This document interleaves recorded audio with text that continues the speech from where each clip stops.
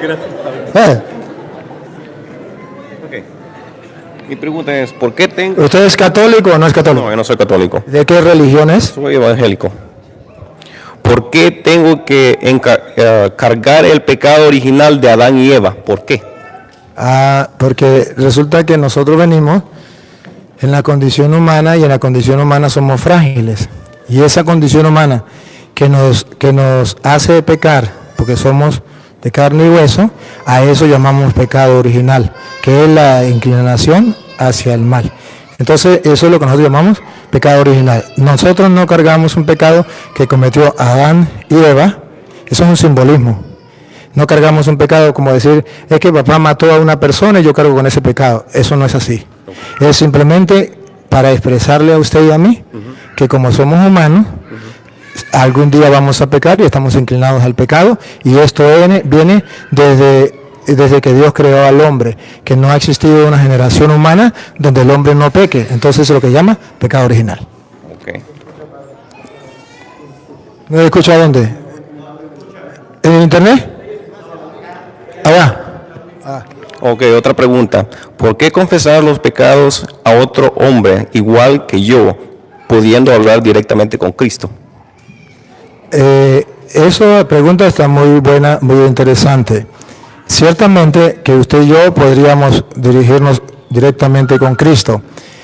La pregunta ¿por qué? Es porque está escrito en las Sagradas Escrituras. Por ejemplo, en Levítico capítulo 5, versículo 5, en Levítico 5:5 que vamos a leer, ¿la leemos de aquí o la Biblia Reina Valera? No, aquí quiere que la leamos. ¿Con esta o tiene que ser Reina Valera? ¿Usted la acepta con esta o con la Reina? ¿Con la que sea? Con la que sea. Ajá. Con lo que me lo explique. Ok, sí, con gusto. Mire, hermano, porque es que en la Biblia aparece que nosotros tenemos que confesar los pecados con un hombre pecador que se llama sacerdote. Y si está en la Biblia y es un mandato de Dios, pues yo tengo que cumplirlo. Claro está. A mí me parecería más bonito también hacerlo directamente con Dios. Es el parecer suyo y es el parecer mío. Pero no es el mandato de Dios en la Sagrada Escritura. Vamos a verlo primero en el Antiguo Testamento. En todos estos casos, el que cometió el delito confesará primero su pecado. Confesará primero su pecado. Y vamos a ver a quién se lo va a confesar. ¿A quién? Si se lo va a confesar a un hombre pecador o solamente directamente con Dios. Está en la Biblia. Luego, como sacrificio de reparación por el pecado cometido, llevará a Yahvé una hembra, oveja o cabra. ¿A quién debe llevar el sacrificio y con quién tiene que confesar los pecados? Con Yahvé. ¿Pero Yahvé se puede ver? No. ¿Yahvé puede recibir el sacrificio? No. ¿Quién lo va a recibir y quién va a perdonar a la persona de parte de Yahvé? Y el sacerdote. Escuche, otra vez. Y el sacerdote. Aquí es donde aparece el sacerdote que la Iglesia Católica manda. Y el sacerdote hará la expiación por dicho pecado y persona. Entonces aquí la Biblia dice que es un mandato de Dios que el sacerdote represente a Yahvé. El sacerdote toma el animal, el sacerdote escucha la confesión y el sacerdote hace la expiación de los pecados. ¿Por qué no lo hace directamente Yahvé? Porque él no quiso. Y entonces si la Biblia dice allí que el sacerdote lo hará, ¿qué vamos a hacer nosotros? La Biblia lo pide, la Biblia lo dice y yo debo hacerle caso a la Biblia. Hay otra cita, por ejemplo, Levítico 16:32. Levítico Éxodo, pero una de las dos. Pero 16:32, donde Dios da un mandato. ¿Lo tiene ahí? Escúchelo. El sacerdote. Otra vez. El sacerdote al que haya ungido y consagrado. Al que haya sido ungido y consagrado. O sea, no aquel que se diga, yo puedo perdonar los pecados, yo soy sacerdote, vengan para acá y los confieso. No. La Biblia aclara, el que haya sido ungido y que haya sido consagrado, siga. para ser sacerdote Para ser sacerdote, en lugar de su padre, hará la expiación. hará la expiación. El sacerdote hará la expiación. ¿Por qué no lo hace Yahvé? ¿Por qué quiso utilizar al sacerdote? Pero es que el sacerdote es un hombre pecador. Sí, es verdad. Lee Hebreos capítulo 5, versículo 1. Es un hombre pecador. Pero a pesar de que es pecador, Hebreo aclara, es un hombre pecador, pero tiene una potestad, una autoridad, un poder de parte de Dios para perdonar pecados. Vamos a escucharlo. Todo sumo sacerdote es tomado de entre los hombres. La pregunta suya, ¿por qué tiene que ser con un hombre? Un sacerdote es un hombre tomado de entre los hombres. La respuesta está aquí. Todo sumo sacerdote es tomado de entre los hombres y los representa en las cosas de Dios. Representa a los hombres en las cosas de Dios. Y escuche lo que viene. Por eso, ofrece dones y sacrificios por el pecado. Dios le dio esa potestad de ofrecer dones y sacrificios por los pecados. Pero la Biblia no deja hasta ahí. Muestra que Él ciertamente, como dicen los hermanos separados, es un pecador como los demás. Lo bonito es que la Biblia aclara que es pecador como los demás, pero tiene una autoridad, una potestad, un mandato de Dios de ofrecer dones y sacrificios por el pecado. Óigalo, que es un pecador. Es capaz de comprender a los ignorantes y a los extraviados, pues también lleva el peso de su propia debilidad. Por esta razón, debe ofrecer sacrificios por sus propios pecados, al igual que por los del pueblo. Entonces la Biblia dice que ciertamente es un pecador, igual que el pueblo, pero que a Dios le pareció muy bien ponerlo como sacerdote. Pues el día en que nosotros, si yo no estoy de acuerdo, por ejemplo, usted no está de acuerdo, el día en que usted sea Dios, lo hace de otra manera. Pero en este momento Dios lo quiso así y lo dejó así y hay constancia. Y le puedo mostrar simbólicamente, en San Lucas capítulo 17, versículo 11, en San Lucas capítulo 17, versículo 11, simbólicamente, ¿por qué? Porque es una enseñanza de Jesucristo con el pueblo judío, con los sacerdotes judíos, pero que tiene un mensaje teológico para nosotros. No pasó de moda, la palabra de Dios no pasó de moda, es viva y eficaz. No pasa de moda. Vamos a ver qué dice Lucas 17:11. Escuche. De camino a Jerusalén, Jesús pasaba por los confines entre Samaria y Galilea. Y al entrar en un pueblo, le salieron al encuentro 10 leprosos. Observen, 10 leprosos, la lepra es símbolo teológicamente del pecado. 10 leprosos le salen al encuentro, es la pregunta suya. ¿Por qué, si yo tengo lepra, pecado, por qué tengo que ir a un hombre pecador y por qué no voy directamente a Jesús? Sería directamente a Jesús. Pues aquí la Biblia dice que estos hombres 10 están leprosos y van, como usted dice, a Jesús directamente sin intervención de un hombre pecador. Escúchelo. Se detuvieron a cierta distancia y gritaban: Jesús, Maestro, ten compasión de nosotros. Más claro, no canta un gallo. Están cara a cara, frente a frente, como los hermanos separados, cara a cara, frente a frente con Dios. Me considero leproso. No soy digno siquiera de acercarme a ti, Señor, porque soy un leproso, soy pecador. Pero clamo misericordia. Señor, ten misericordia de nosotros. Y escuche cómo teológicamente la Biblia dice que Dios practica la misericordia con los leprosos pecadores. Sí practica la misericordia, sí tiene misericordia. ¿De qué manera? Paren la oreja. Jesús les dijo, Aquí está la misericordia. Jesús les dijo, vayan y preséntense a los sacerdotes. aquí, teológicamente, la Biblia nos está mostrando que el argumento de los hermanos separados, que tiene que ser directamente con Jesús y no con un hombre sacerdote pecador, Jesucristo aquí muestra otra cosa y dice, no, así no es. Vaya, preséntense a los sacerdotes. Y si somos sinceros, si estos leprosos hubiesen sido protestantes, ¿creen que hubiesen ido al sacerdote? La excusa sería la misma suya. ¿Cómo voy a ir a un hombre pecador? ¿En qué mente? Esta no es excusa, esa es pregunta, la calculación. Oh, está bien, gracias, perdón. Tienes razón a la pregunta. ¿Cómo voy a ir a un hombre pecador cuando tengo directamente a Jesús? Señor, yo no estoy de acuerdo. ¿Deberías sanar poder? ¿No es que eres Dios? ¿Cómo me va a mandar al sacerdote?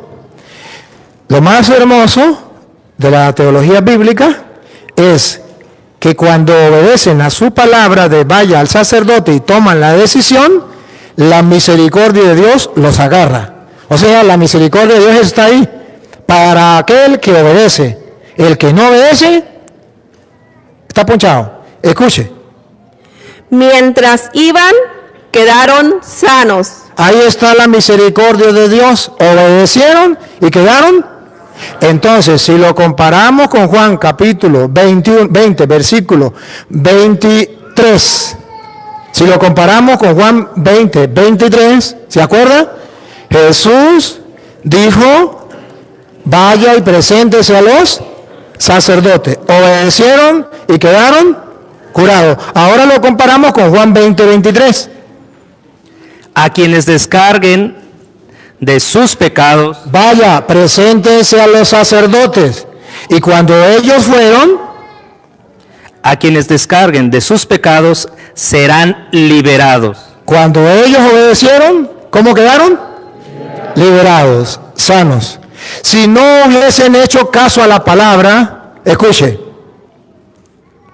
Y a quienes se los retengan, si no hacen caso y no van al sacerdote, les serán retenidos. les serán retenidos. Pero al igual que San Lucas dice que mandó a los leprosos al sacerdote, en el versículo 21 dice que Jesucristo mandó, así como en el Antiguo Testamento Jehová o Yahvé, como ustedes lo quieran llamar, mandó a los sacerdotes a practicar la misericordia, hacer el sacrificio de expiación de los pecados. Así Jesucristo lo hace en el Nuevo Testamento. Óigalo. Jesús les volvió a decir, la paz esté con ustedes. Aquí está, con la lupita. Ayúdenme con lupita. Aquí está, véanlo. Véanlo con claridad. Como el Padre me envió a mí, ¿Quién niega que el Padre envió a Jesús a perdonar pecados? Nadie. ¿Quién niega que el Padre le dio toda autoridad y todo poder a Jesús para perdonar pecados? Nadie. Él viene a salvarnos de la miseria, de la lepra, del pecado. Pues dice Jesús, así como el Padre me envió a mí, mire cómo lo delega la potestad. Se lo delega a los sacerdotes para poder decir, vaya y preséntese a los sacerdotes. Mire cómo lo delega. Otra vez, repítalo. Como el Padre me envió a mí, así los envío yo también. ¿Cómo lo había mandado el Padre? Con la autoridad de perdonar pecados. Pues así, de la misma manera, yo los envío también a ustedes. Entonces se trata de aceptar a los que Jesucristo envió o no aceptarlo. Nosotros tomamos la decisión de aceptarlo porque leemos en la Biblia que sí lo envió, con la misma autoridad, con la misma potestad que el Padre lo envió a él. así como el Padre me envió a mí, yo los envío a ustedes. De modo que en el mundo hay hombres que van con la autoridad de Cristo. ¿A qué? Versículo 23. A quienes descarguen de sus pecados. En el mundo, por delegación de Jesucristo, hombres pecadores que andan perdonando los pecados y le quedarán perdonados, aunque haya hermanos que digan lo contrario. Y Jesús dice, y aquellos a quienes no se lo perdonen porque nunca creyeron en el sacramento de la confesión, le quedarán sin perdonar. Entonces, me hace la pregunta, yo se la respondo. Si tiene otra pregunta con respecto a esto u otra pregunta, me dice y con gusto se la respondo. Y antes de respondérsela, le felicito por la capacidad de preguntar, la capacidad de oír y de querer aclarar las cosas, porque esto es lo que es grato a los ojos de Dios y digno de admirar y de felicitar a usted, que me quedo sumamente extrañado, pero también extasiado al encontrar un ser como usted. Okay. Otra más, no sé si la va a poder contestar acerca de esto, porque es un poquito... Hágala. Siendo el Señor tan cariñoso de todas las virtudes que Él tiene, ¿sabré algún párrafo, algo ahí que diga que solo nosotros existimos en el universo? No lo dice. La Biblia no niega la posibilidad de que... Pero no hay nada con certeza. No, con certeza no, que diga que hay seres en otro lugar, pero no niega la posibilidad de que exista. Lo que sí la Biblia muestra es que si existe seres en otro lugar, también fueron creados por Dios, a lo mejor en otra época, a lo mejor de otra manera, pero no lo dice. No. ¿Hay leído algún versículo o capítulo que explique algo de eso? No lo explica así claro, no. Tampoco lo niega. Lo deja así como se llama en neutro, y por eso, por ejemplo, la iglesia, en cuanto ahorita al problema de que dicen que hay extraterrestres, que no hay extraterrestres, la iglesia dice, si la ciencia comprueba que hay extraterrestres, pues habrá extraterrestres. Pero no podemos estar creyendo a lo que la gente diga, que yo vi extraterrestre porque escuché un ruido, porque yo vi... No. Cuando la ciencia compruebe y diga que existe, pues la iglesia dice, la ciencia la dejó Dios al hombre para que pueda investigar y pueda saber. Y si la ciencia demuestra que existe, pues la iglesia dice, pues si existe, existe. Pero Él creó todo, lo visible y lo invisible, todo lo creó Él. Entonces, si todo lo creó Él, si llegan a existir los extraterrestres, eso también los creó Dios. Ok, otra, esta no va de parte mía, es por parte de otra persona. Ok, ¿por qué llamamos Papa al obispo de Roma si el Padre solo debe llamarse a Dios? Muy bien. Debe saber, ¿cómo que se llama usted? Rudy. Sí. Mire, Rudy. Y un versículo donde dice no llame a nadie Padre en la tierra. Y es en Mateo capítulo 23, versículo 9. Ha de saber eso, que solamente existe este capítulo y este versículo.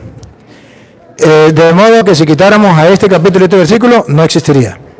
Pero existe. Y si existe, ¿qué quiere decir? Hay dos interpretaciones. Una, la de los hermanos separados, y otra, la de los católicos. La de los hermanos separados, usted ya la padre al sacerdote, porque la Biblia me lo prohíbe. Punto. La de la Iglesia Católica, sí puedo llamarle padre al sacerdote, porque la Biblia no prohíbe que yo llame padre al sacerdote, a pesar de que Mateo dice, a nadie llame padre sobre la tierra. Entonces, ¿cuál es la explicación?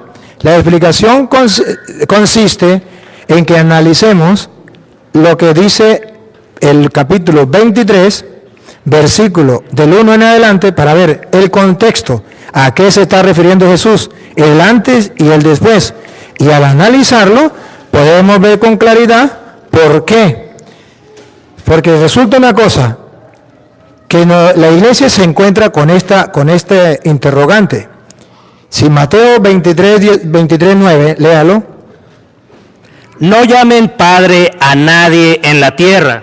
Pues si Mateo 23:9 dice, no llamen Padre a nadie en la tierra, y se refiere en la palabra Padre, que no le puedo decir al sacerdote, entonces la Iglesia Católica se pregunta, ¿por qué la Biblia se contradice?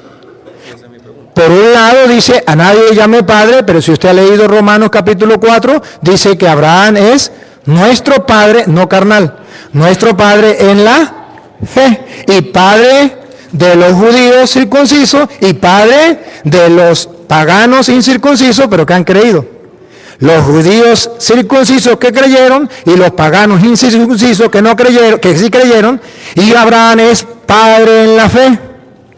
Entonces nos preguntamos, ¿por qué lo llama Padre si la Biblia prohíbe a nadie llame Padre? Y nos preguntamos, ¿por qué cuando Jesucristo en Lucas capítulo 18, versículo 18, habla con el joven rico y le dice al joven, el joven le dice, Señor, ¿y qué tengo que hacer para cumplirlo, para ganar el reino de los cielos? Y Jesús le dice, cumple los mandamientos. Y él le dice, ¿cuáles? Y él le dice, no matarás, no robarás, honra a tu padre y a tu madre. Entonces, ¿por qué Jesucristo llama Padre a alguien sobre la tierra? Y nos encontramos que en la carta a los Efesios, capítulo 6, versículo 1, nos encontramos que Pablo dice, hijos, obedezcan a sus padres. Padres, no exasperéis a sus hijos. Efesios capítulo 6. No se fijen en sí. No, 6.1, mamita, me equivoqué, 6.1. Hijos, a sus padres. Y como si en la tierra no podemos llamar padre a nadie. Y el mismo Pablo pronuncia la palabra padre. Escuche. Pues esto es un deber. Honra a tu padre y a tu madre. Es, además, el primer mandamiento que va acompañado de una promesa. ¿Y por qué Pablo no cumple esto? No llames padre, ponga cuidado. Para que seas feliz y goces de larga vida en la tierra. Ahí viene, ponga la lupa, háganle zoom, ahí viene. Pablo hubiese cometido pecado aquí, ponga cuidado. Y ustedes, padres, a nadie llamen padre en la tierra, Pablo. ¿Por qué usted llama padre a hombres? Y no solamente Pablo, la carta a los Hebreos, capítulo 12, versículo 9, también dice que Dios es Padre, y lo pone con P mayúscula. Y luego dice que los hombres en la tierra también son padres, y con P minúscula. Hebreos 12, 9. Cuando nuestros padres, P minúscula, según la carne, nos corregían, los respetábamos. ¿No deberíamos someternos con mayor razón al Padre de los Espíritus? Entonces aquí habla del Padre con P mayúscula. Nos vemos, la Biblia habla de Padre, ¿y por qué entonces prohíbe la palabra Padre? Entonces la iglesia dice, oye, la Biblia no está prohibiendo la palabra Padre. Lo dijo Cristo, lo dijo Pablo, lo dice el escritor de los Hebreos. Es más, Pablo en 1 Corintios capítulo 4, versículo 14, Pablo dice que él es Padre, y Padre espiritual, no carnal, como nosotros los sacerdotes. Que usted puede preguntar, ¿y dónde aparece en la Biblia que espiritualmente se le puede llamar padre a alguien? 1 Corintios capítulo 4, versículo 14 en adelante. Un hombre se le puede llamar padre porque es espiritualmente padre por haber engendrado en la fe. Lo dice Pablo. ¿Por qué Pablo lo dice si la Biblia lo prohíbe? Vamos a escucharlo. 1 Corintios 4, 14 en adelante. no les escribo esto para avergonzarlos, sino para amonestarlos como a hijos. Ahí no dice que él es padre, dice que tiene hijos, para amonestarlo como a hijos, siga. Sino para amonestarlos como a hijos muy queridos. Pues aunque tuvieran 10,000 instructores de la vida cristiana, en la vida cristiana, aquí viene por qué llamamos padre al sacerdote. ¿Ha quedado? No pueden tener muchos padres. No pueden tener muchos padres. Un hermano separado podría decir, sí, porque el único padre es Dios. Ya va, que aquí no dice eso. Aquí dice no pueden tener muchos padres. ¿Quién será el padre? Y he sido yo, ¿Quién es el padre? y he sido yo, Y he sido yo, él es el padre. ¿Por qué? Ponga cuidado, ¿por qué es padre? y he sido yo quien les transmitió la vida en Cristo. ¿Por qué es padre? Porque le transmitió la vida en Cristo Jesús. ¿Por qué llamamos padre al sacerdote? Se le puede llamar padre a alguien que le transmitió la vida en Cristo Jesús. Entonces nos encontramos la contradicción. ¿Por qué la Biblia se contradice o los hermanos separados no logran entender ese único, no hay más capítulo y versículo? Ahora le puedo mostrar que ellos se confunden. ¿Por qué? Por no leer el contexto. Leen el capítulo 23, versículo 9, pero no leen el versículo 1, el 2, el 3, 4, 5. Leer completo para que usted vea dónde está el detalle. Vamos, ahí mismo, 23, 1 en adelante.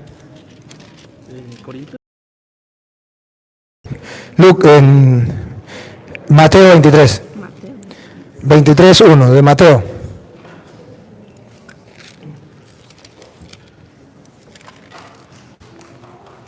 Entonces Jesús habló. La enseñanza. Jesús habló, viene a enseñar. Tanto para el pueblo como para sus discípulos. Para todos. Va a dar una enseñanza. Los maestros de la ley. Aquí. Observen que Jesucristo está hablando del contexto. Está hablando de los maestros de la ley. No sabemos quién eran los maestros de la ley, nosotros no los conocemos. Pero por lo que diga Jesús, lo vamos a entender. Los maestros de la ley Y los fariseos y los fariseos han ocupado el puesto que dejó Moisés. Hagan y cumplan todo lo que ellos dicen, pero no los imiten. Primera enseñanza, los fariseos y los escribas, los maestros de la ley, han ocupado el puesto de Moisés, pero hagan lo que ellos dicen, pero no hagan lo que ellos hacen. ¿Por qué?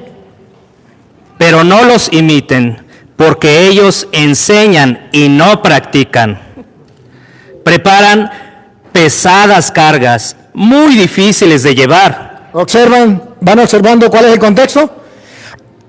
Enseñan pero no practican.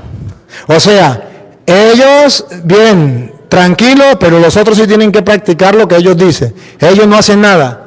Y luego dice, forman pesadas cargas y se la ponen al hombro de los demás, pero ellos ni siquiera mueven un dedo. ¿Ven el contexto de lo que él está hablando?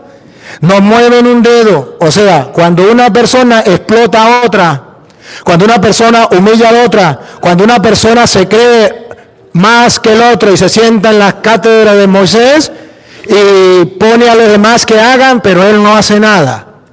¿Van siguiendo la idea? Sigue. Muy difíciles de llevar, y las echan sobre las espaldas de la gente, pero ellos ni siquiera levantan un dedo para moverlas. ¿Ya ven cuál es el problema que nos encontramos? Con gente que está explotando, sometiendo a otras personas. Jesús va a salir en defensa de esas personas y nos va a dar una enseñanza que nosotros no debemos hacer así. No debemos ser así. Pero Él nos viene a explicar cuáles son las personas que son así. En primer lugar, los escribas y los fariseos. Pero no solamente los escribas y los fariseos. Había otro grupo que también hacía lo mismo, que eran los maestros y que eran los padres. Los maestros que sometían a sus discípulos. No consideraban iguales a los discípulos. Ellos se creían lo más y el discípulo una basura. A máximo, ¿cómo podía llegar el maestro? El discípulo a ser como el maestro, pero nunca podía superar al maestro. La soberbia se los tragaba a los maestros. Pero también existía el Padre. El Padre, que ahorita lo van a ver en Gálatas capítulo 4, versículo 1, que el Padre trataba al Hijo como un esclavo, como un cachifo. Y lo vamos a leer Gálatas 4:1. Y lo vamos a leer de alguien que lo sabe, Pablo. Entonces el Padre trataba al Hijo como un esclavo. Le montaba cargas y él no lo hacía. Pobre hijo, era explotado. El maestro con el discípulo, igualmente. Ponga cuidado, Gálatas, usted se queda ahí, Gálatas 4:1. Ahora yo digo, mientras el hijo del dueño de casa es aún niño, Mientras es a un niño el hijo del dueño de la casa, mire cómo el padre trata al hijo. Ponga cuidado. no tiene ninguna ventaja sobre los esclavos, ¿Cómo lo trata? Como un esclavo. No tiene ninguna ventaja con los esclavos. Entonces Jesucristo está criticando a los soberbios. Entre ellos estaban los maestros, entre ellos estaban los padres de familia, entre ellos estaban los fariseos, los escribas. Y Jesucristo a cada uno le va dando, y va a terminar diciendo Jesucristo que entre nosotros no puede ser así, que tenemos que ser distintos. Pero observen entonces que Jesucristo está hablando aquí de que ponen carga y ellos no mueven ni siquiera un dedo para cargarlas. Repítelo y sigue. Pero ellos ni siquiera levantan un dedo para moverlas. Todo lo hacen para ser visto por los hombres. Miren esas largas citas de la ley que llevan en la frente y los largos flecos de su manto. Está hablando de los maestros de la ley y de los escribas y fariseos. Ahora ponga cuidado lo que sigue. Les gusta ocupar los primeros lugares. Otro problema, la soberbia, el orgullo, los primeros lugares. En los banquetes y los asientos reservados en las sinagogas. Les agrada que los saluden en las plazas y que la gente les llame maestro. Aquí caemos, ahí caímos. ¿Cómo les gusta que los llame la gente? Maestros. ¿Y qué eran los maestros? Los que sometían a sus discípulos. Ahora Jesucristo usted va a poner la lupa, que Jesucristo va a decir, ustedes no se dejen llamar maestros. Observen que la primera es para nosotros. Ustedes no se dejen llamar maestros. O sea, que nadie me tiene que considerar a mí como el Señor, como el que somete a los otros. O sea, a nadie, no se dejen llamar maestro. Ustedes no pueden ser los explotadores de los demás, los que humillan a los demás. Ustedes no pueden ser los que le montan cargas a los demás. Ustedes no hagan eso. Ustedes no se dejen llamar maestro. Y observarán que no está hablando de lo que es común en la casa. Porque dice, ustedes no se deben llamar maestro.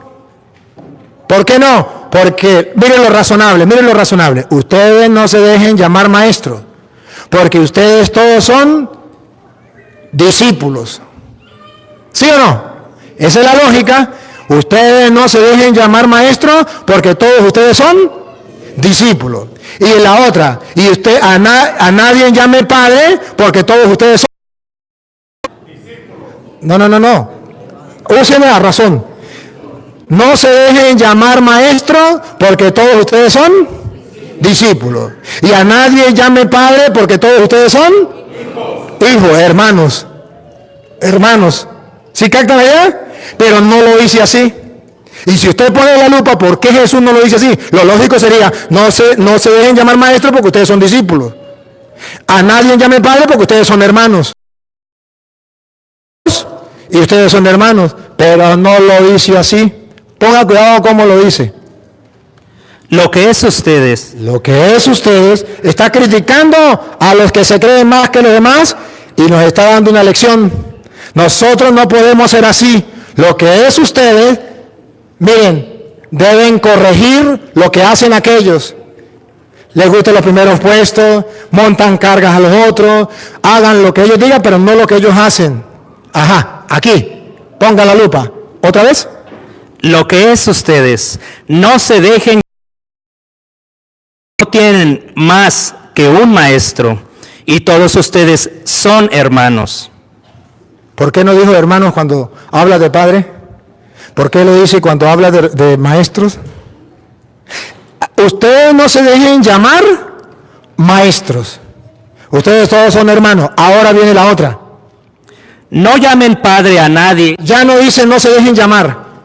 La primera parte es no se dejen llamar maestro. En la segunda parte es a nadie llame padre. O sea, mire, si yo me dejo llamar maestro por ella, estoy diciendo que ella es la cachifa, la discípula, la esclava, que yo tengo derecho según la ley de yo someterle cargas pesadas y que ella las cargue y yo no mover un dedo. Entonces, yo paso a ser más que ella.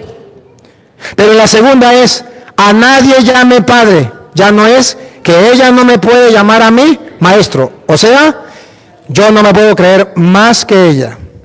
Ahora, a nadie llame padre, que así como yo no me puedo creer más que ella, tampoco me puedo creer menos. A nadie llame padre. El hijo era un esclavo. En nada hace diferencia del esclavo. Entonces él era el Señor. Y dice Jesús, no, todos somos iguales. Ni el otro es más, ni yo soy más. Ni el otro es menos, ni yo soy menos. Es la enseñanza de Jesucristo. ¿Por qué? ¿Por qué estaba criticando a los fariseos? Porque se creían más, los primeros puestos, montaban cargas a los demás y ellos con un dedo no lo movían. No puede ser así. Y por eso vea cómo va terminando. Ponga cuidado. No llamen padre a nadie en la tierra, porque ustedes tienen un solo Padre, el que está en el cielo. Tampoco se dejen ustedes llamar guía, porque ustedes no tienen más guía que Cristo. Ahí viene. Escucha lo que viene. Ponga cuidado. Resumen. El más grande entre ustedes. ¿Cuál era el problema de los fariseos? ¿Que se creían? ¿Cuál era el problema de los escribas? ¿Que se creían? ¿Cuál era el problema de los maestros? ¿Que se creían? ¿Cuál era el problema del papá con respecto al hijo que estaba pequeño? ¿Que se creía? Grande. Repítalo. El más grande entre ustedes se hará el servidor de todos. Esa es la enseñanza. Sigan. Porque el que se pone por encima, Los escribas, los fariseos, el maestro, el papá, el padre, será humillado. será humillado. Y el que se rebaja será puesto en alto. Entonces no se refiere a la palabra padre, se refiere a que usted no debe sentirse más que los demás, porque si usted se enaltece será humillado, y si usted se humilla será enaltecido. Entonces la Biblia no se contradice. Es que los hermanos separados no saben por qué Jesús dice a nadie llame padre, que significa no consideren a nadie que sea así un Dios para usted, y entonces usted es como un militar, que el militar le dice al soldado, usted es una cucaracha pegada en la pared, y usted se imagina una cucaracha pegada en la pared. No, así no es. Todos somos importantes a los ojos de Dios. Y el más grande es el servidor de todos. Y además, el que se humilla será enaltecido y el que se enaltece será humillado. Esa es la explicación y esa es la diferencia que hay entre la doctrina católica y la doctrina protestante. Ok, la última. ¿Quién dice que Pedro es católico y que él fundó la Iglesia Católica? Que me enseñe los versículos o los capítulos que verifique exactamente lo que eso es, que la católica es la cabal. Antes quiero hacer una pregunta. ¿Sabe lo que significa la palabra católica? No, exactamente no. Por eso le pido la explicación. Católico significa universal. Universal. ¿Y por qué la Iglesia Católica se llama católica? ¿Aparece algún texto bíblico donde la Iglesia de Cristo sea católica? Sí, en Mateo capítulo 28, versículo 18 en adelante, Jesucristo va a mandar a sus discípulos y los va a mandar y va a decir la palabra clave que hace que usted y yo llamemos a la Iglesia Católica, Iglesia Católica. La Iglesia significa Perdón, iglesia católica significa universal. ¿De dónde lo sacamos? Mateo 28, 18 en adelante. Jesús se acercó y les habló así. A los discípulos les habló así. Oigan, Me ha sido dada toda autoridad en el cielo y en la tierra. Él es Dios. Tiene toda autoridad en el cielo y en la tierra. Vayan, Un mandato. Aquí está mandando a la iglesia. Le está enviando. Vayan. Esa iglesia comenzó con los 12 apóstoles. Pero es una iglesia católica. ¿Cómo sabemos que es católica? Vamos a ver a dónde los mandó. Vayan. pues, y hagan a todos los pueblos. Todos los pueblos significa católica. Católico es un sinónimo de universal o de todos los pueblos. Entonces, cuando nosotros decimos que la iglesia de Cristo es católica, significa que cuando Cristo mandó a sus apóstoles, lo mandó a todos los pueblos, a todo el mundo. Y se llama católica por el mandato. Vayan y hagan que todos los pueblos sean mis discípulos. Entonces, cuando Él lo manda a todos los pueblos, sin duda que es una iglesia universal, católica. Y es entendible. El Dios en que usted cree y en que yo creo, ¿es un Dios solo para un grupito o para todos? Entonces, ¿es un Dios católico o no es católico? Entonces, ¿es un Dios católico o no es católico? No es católico, yo no sé si es católico o no es católico. Ya le dije qué significa católico. Sí. Ajá. ¿Dios es católico? A la vista de ustedes, sí. No. A la vista de un diccionario, a la vista de la inteligencia, a la vista del estudio, si la palabra católico significa universal, Sí. pregunto, ¿Dios es católico? Sí. Dios es católico. Y el mandato de Dios a sus apóstoles es católico, universal. Claro está. ¿Cuál es el problema que nos encontramos con las manos separados?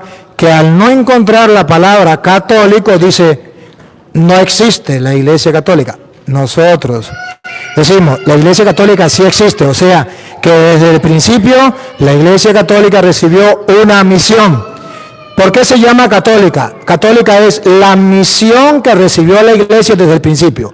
Una misión universal. Vayan y hagan que todos los pueblos, el Dios de nosotros es un Dios católico.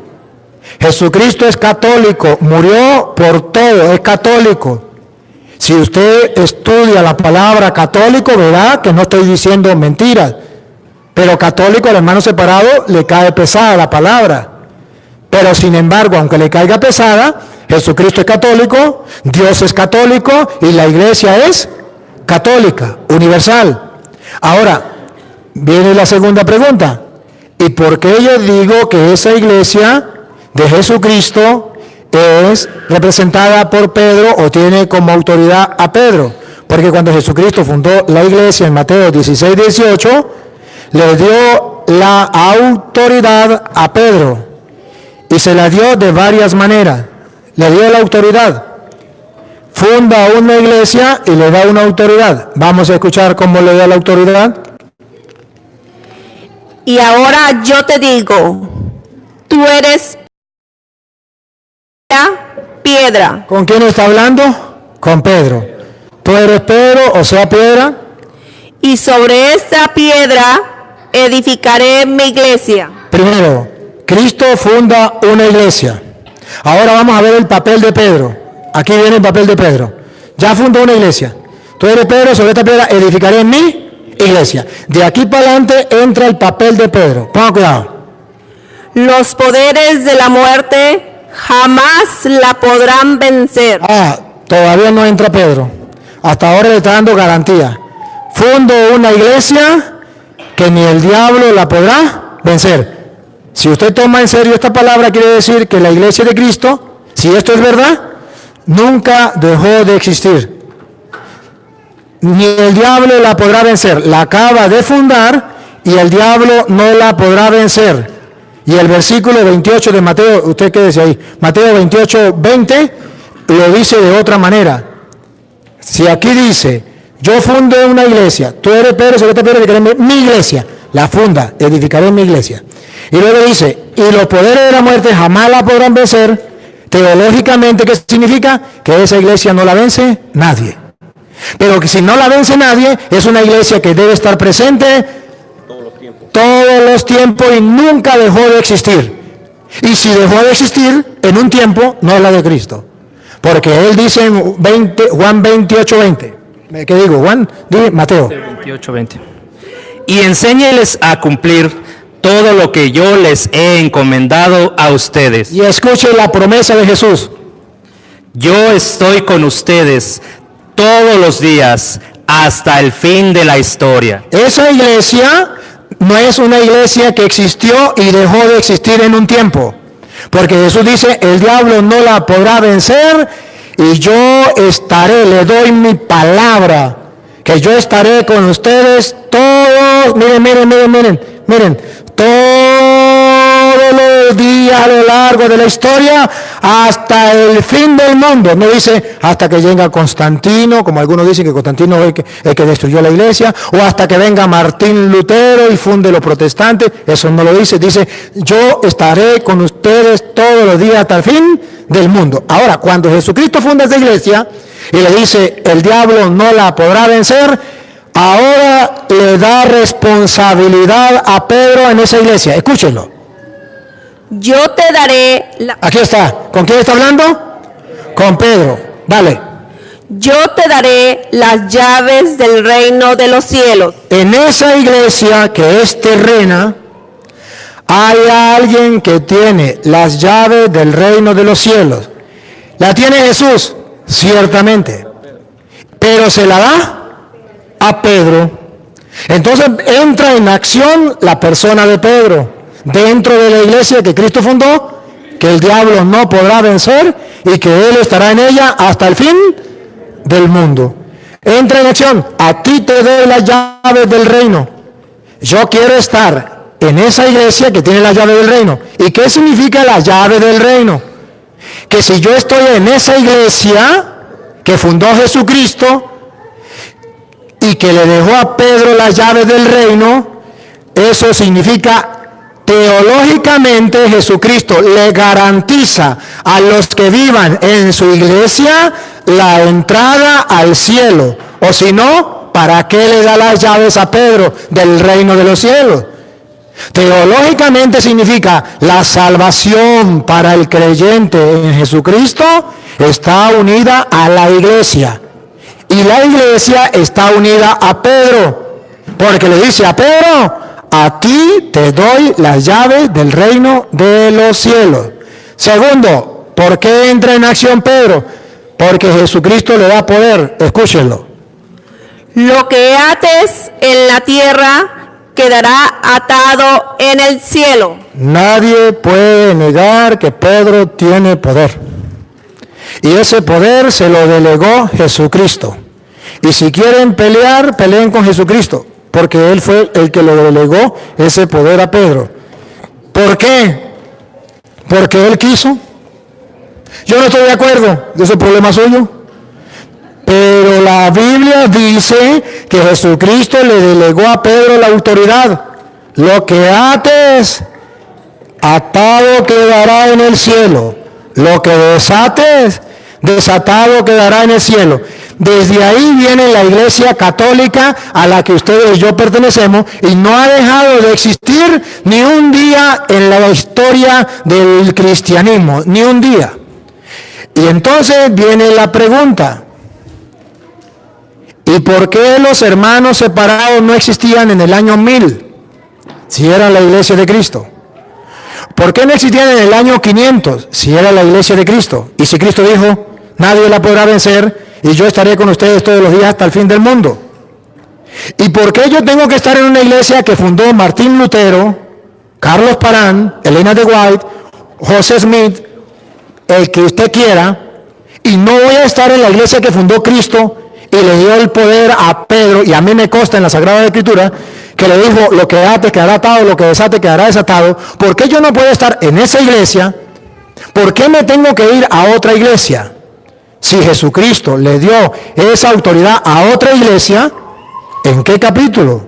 en qué versículo le dio autoridad a esa iglesia. O donde Jesucristo dijo, cada uno puede fundar su propia iglesia. Y eso es lo mismo. No hay un capítulo, no hay un versículo donde dice que usted puede fundar otra iglesia o que Jesucristo dice eso es lo mismo. No lo existe. Y me alegra que usted lo sepa. Entonces, la explicación está aquí. La forma de actuar suyo, la forma de ser, a mí me fascina, me impacta y déjeme decirle que me siento muy agradecido y muy a gusto con que usted esté aquí preguntando, porque veo que son preguntas de persona que quiere saber y que simplemente quiere escuchar la explicación. He ahí la explicación. Si tiene otra preguntita, me dice. Pero que sea un poquito corta. Ok. Ok, la Biblia fue construida por los católicos. ¿Por qué dejaron los demás libros afuera y no lo concluyeron todo? ¿Por qué? ¿Cuáles libros? Los otros libros que supuestamente que no los incluyeron en la Biblia. Ajá, hay unos libros que se llaman apócrifos, que no fueron incluidos en la Biblia. ¿Por qué no fueron incluidos? Porque resulta que cuando la iglesia va a hacer la Biblia, nombra un grupo de personas que vayan a analizar cuáles son los libros que son auténticos y que no son falseados o solamente con nombre de los apóstoles. Existía, cuando la iglesia, cuando está el cristianismo, existía lo que se llamaba la gnosis, creo que era, los gnósticos, pero no lo mismo de ahorita, eran de otra clase. Y resulta que ellos, para engañar a la gente, ponían, Jesucristo se casó con María Magdalena y tuvo más hijos. Y para que la gente le creyera, ponía Evangelio según Santiago, por decir algo. Entonces, la iglesia dice, vamos a examinarlo. ¿Cuáles eran las condiciones de examinar? Varias. Una, que esa escritura estuviese en coherencia, en concordancia con la sagrada tradición. Porque resulta que en ese tiempo todavía no se mantenía la escritura como lo propio, sino era hablado. Entonces, eran pocos los que escribían. Entonces, según la tradición, vamos a analizar a ver si coincide. Segundo, vamos a ver si hay pruebas de que viene de ese apóstol. Tercero, y es la más pesada, los libros que eran inspirados por Dios, los cristianos lo tenían como palabra de Dios, lo leían en la misa. Entonces, ¿cuál era el criterio? En Roma se lee esta carta a los romanos, la carta que Pablo mandó a los romanos, ahí se leía. Entre los cristianos leían esa carta. En Tesalónica estaba la carta a los tesalonicenses, entonces ahí se leía esa. En Filipo estaba la carta a los filipenses. En Corinto, la carta a los corintios. En Éfeso, la carta a los efesios. Entonces, había cartas que se leían en la misa, en la liturgia. Entonces, ¿qué hizo la iglesia? Vamos a ver. ¿Qué carta se lee allá? La carta a los corintios. Se lee en la iglesia, ¿se ha leído a partir de cuándo? Desde siempre. Entonces, esta carta no la traemos, hay constancia. Ahora vamos a buscar dónde se leía la carta de Judas. El Evangelio de Judas, en ningún lado. El Evangelio de Santiago, nadie lo conoce. Los otros Apocalipsis, nadie lo conoce. Hechos del Apóstol, nadie lo conoce. En la liturgia, nadie lo lee. Entonces, ¿pero por qué nadie lo lee? Y vamos a investigar, y entonces descubre que era unos enemigos de la iglesia, que eran los gnósticos, que llegaban a atacar a la iglesia, y para atacarlo entonces metían cizaña, doctrina falsa. Entonces dice, esto no, y van quitando los libros apócrifos, y la iglesia dice, solamente hay constancia de esto y de esto, por eso se reciben esto y no se reciben los otros. Okay, gracias. Un grato placer. Yo quiero darle las gracias a este hermano. Yo quiero darle las gracias a este hermano y que Dios bendiga a este hermano por su humildad y sencillez.